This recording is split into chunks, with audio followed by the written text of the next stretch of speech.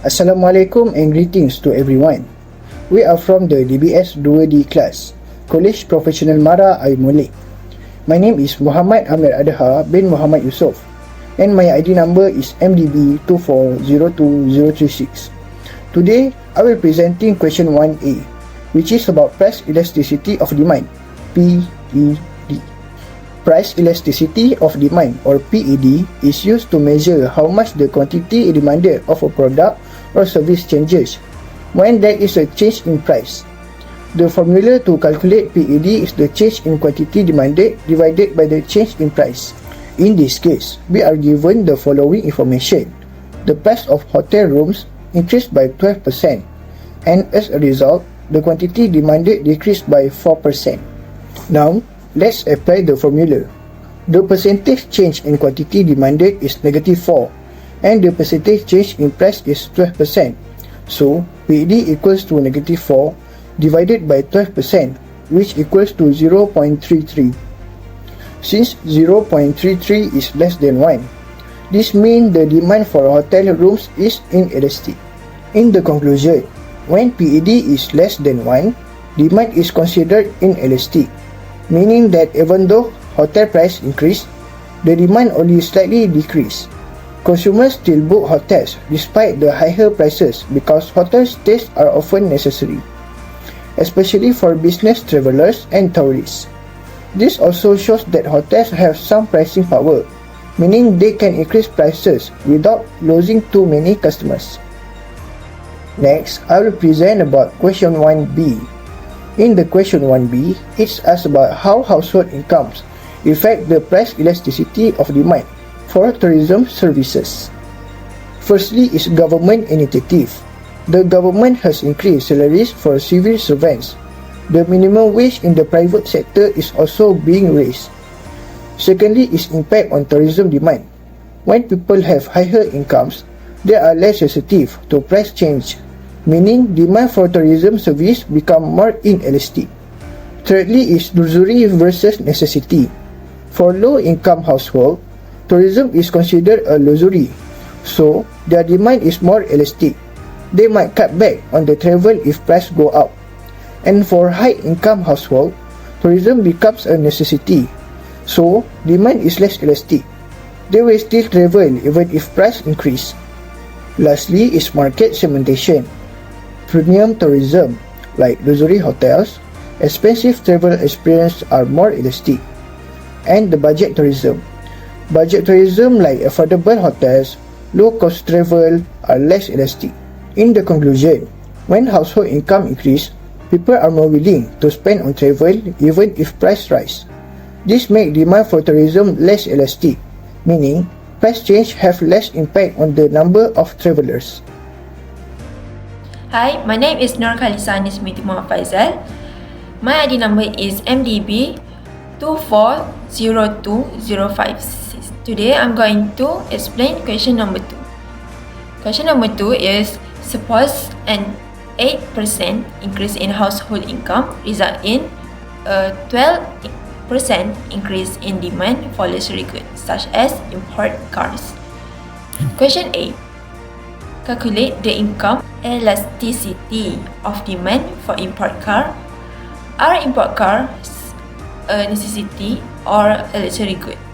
To calculate the income elasticity of demand for import car, we use this following formula. Change, which is percentage change in quantity demand divided by percentage change in income. From the problem, we insert the data to the formula to get the final answer. The percentage change in income, which is increase in household income, is 8% divided by the percentage change in demand for luxury good, which is import car, 12%. So the answer is 1.5. So the income elasticity of demand for import car is 1.5, which means that import cars are a luxury good. Here's why import cars are luxury good. If the income elasticity of demand is greater than 1, as in this case, it indicates that the good is income elastic and is considered as a luxury good. This is because as income increase, demand for luxury good increase by a larger percentage.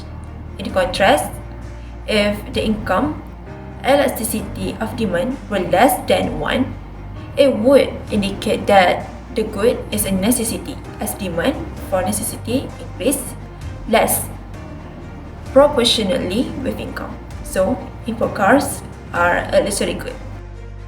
Next, question B.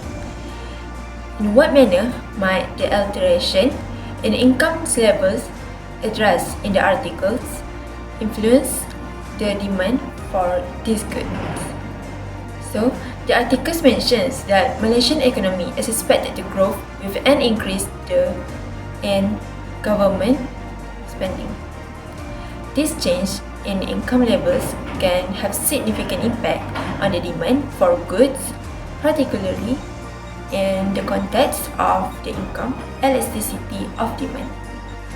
Here's how income change could influence demand.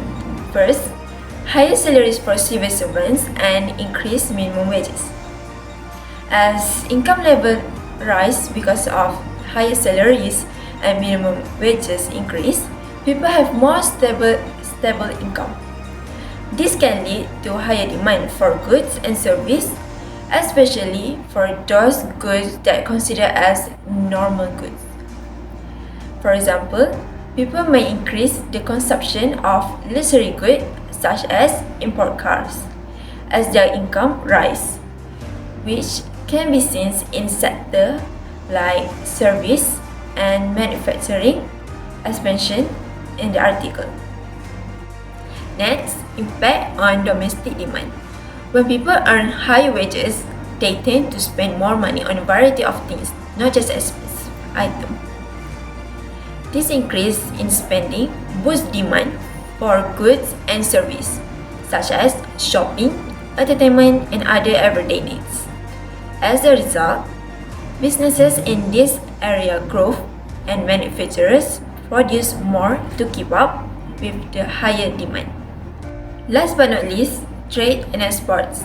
The article talks about how the economy might be affected by global change, like China slow recovery. However, if people earn more money locally, it could help reduce the impact of fewer exports. Higher domestic income means the economy might rely less on trade with other countries, helping it handle global economy slow down better. So, now we are going to discuss question number 3. Before that, I would like to introduce myself. My name is Ahmad Ozai bin Zulkifli and my ID card number is MDV2402079. Now, we are going to discuss question A first. How to calculate the gross price elasticity of demand between steel and aluminium, which is CPED. Just use the formula, which is CPED equals to change in quantity demand divided by change in price. So, in the text, they have given us some information that we might need. The first one is the price of steel increases by 15%, while quantity demand increased by 10%. So, just use the formula that we have talked about. CPED equals to 10 divided by 15. So, after using calculator, the answer is 0.67. That is our last final answer. So, for question 3B, to determine whether steel and aluminium are substitutes or complements, we need to analyze the relationship between the change in the price of steel and resulting change in the demand for aluminium. In the given scenario, the price of steel increased by 15%. This led to a 10% increase in the demand for aluminium. This relationship provides a strong indication of the nature of the goods. When the price of one good rises and the demand for another good also increases, it typically suggests that these goods are substitutes. Substitutes are products that can replace each other in consumption or production. In this case, as steel becomes more expensive, manufacturers and consumers are likely seeking a more cost-effective alternative, which leads to an increased demand for aluminium. This behavior can be explained through consumer and producer choices in the manufacturing sector. Since both steel and aluminium are commonly used raw materials, industries like construction, automotive, and packaging, they can often serve similar functions. When the cost of using steel rises, businesses may switch to aluminium to maintain production costs, efficiency, and profitability.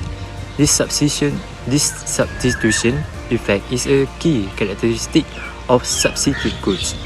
On the other hand, if steel and aluminium were complementary goods, an increase in the price of steel would have likely led to a decrease in the demand for aluminium.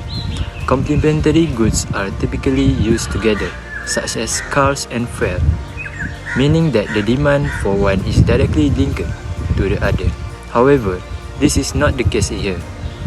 In conclusion, steel and aluminium are substitute goods.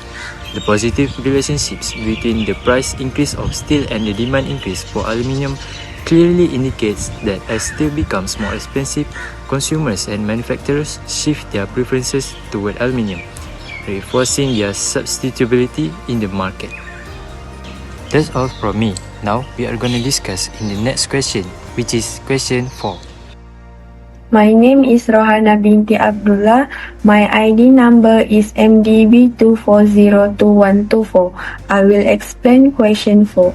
The question is, the article attributes part of Malaysia economic growth to the manufacturing sector, which include electronic goods.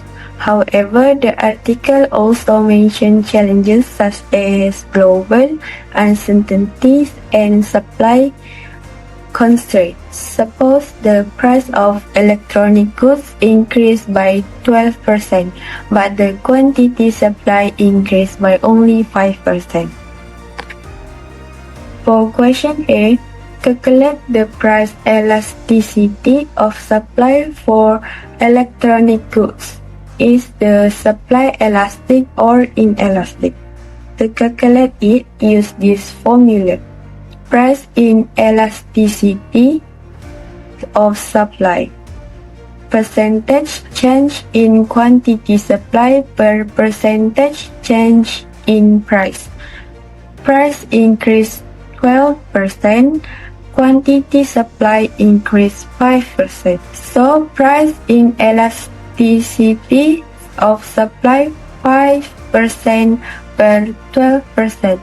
So the answer is 0.42. The conclusion, PES 0.42 is less than 1.